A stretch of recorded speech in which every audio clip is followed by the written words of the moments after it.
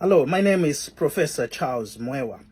I began the story about Zambia and its future, the implication for its future. Now, in the last segment, I detailed the brilliance of Litunga Lewanika. Now, history has been very unfair most of the time. And when you read the history of Africa in general and of Zambia in particular, you will start to learn that there were two types of authors. And most of them, and all of them in fact, were white authors who wrote the history of Africa or the history of Zambia. Now, to cut the long story short, we know that there are writings about Africa where most of the time misrepresented. This misrepresentation is owing to the fact that one, it's based on racism. Most of the writings about the past of Africa is based on racism.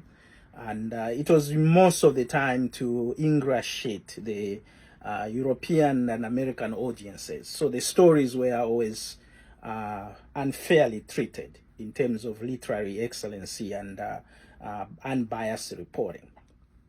So when you find someone in those days, or a European or an American, write something good about Africa, it means it was very, very good. Very, very good. And I'll tell you one thing. If you read my book, Zambia Struggles of My People, on page 109, and I quote it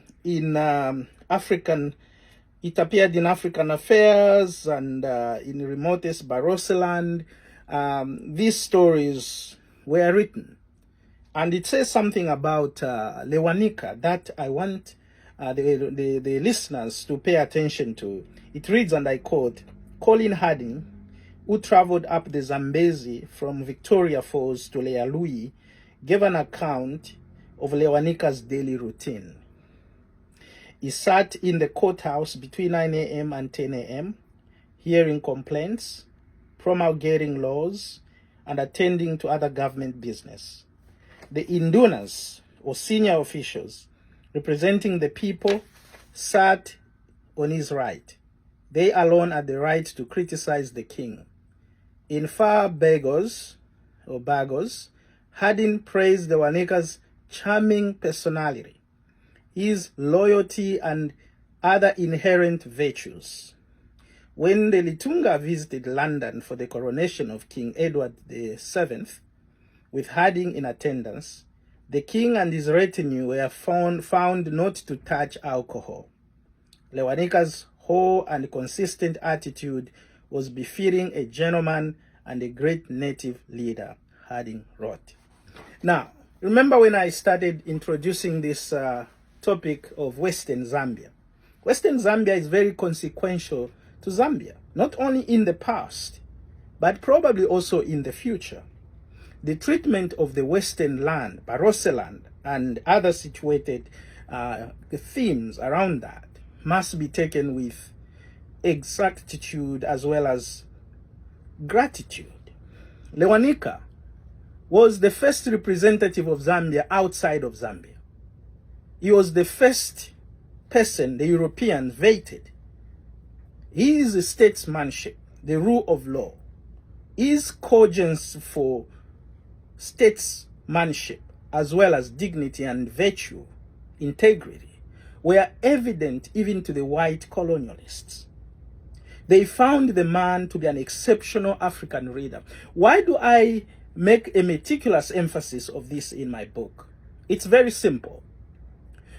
When we have to trace the history of Zambia, we must look at its first leaders.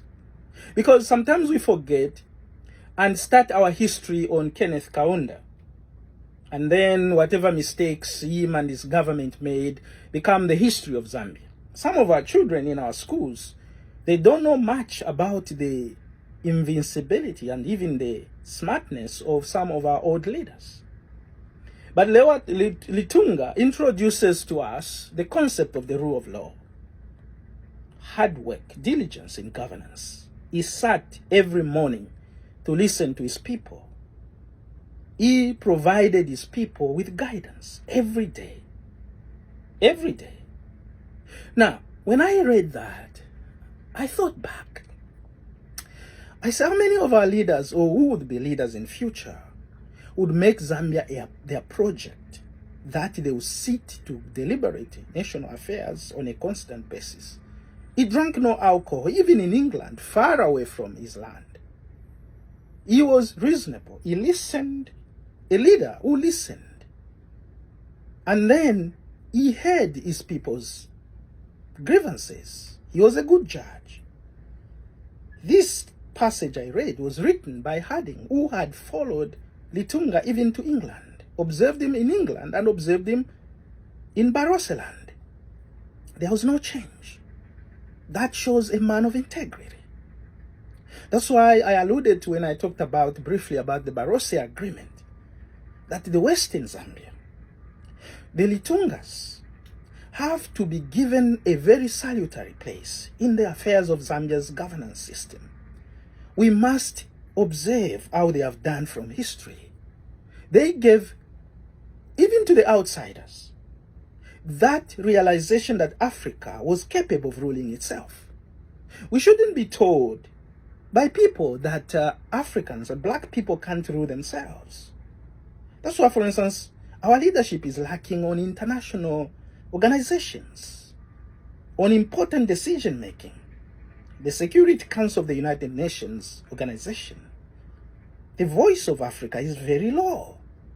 But for Zambia, we had brilliant leaders. And as I build upon other leaders, you're going to see that Zambia has been blessed with thinking, meticulously loyal and royal leaders. We'll take over in the next segment. Bye for now.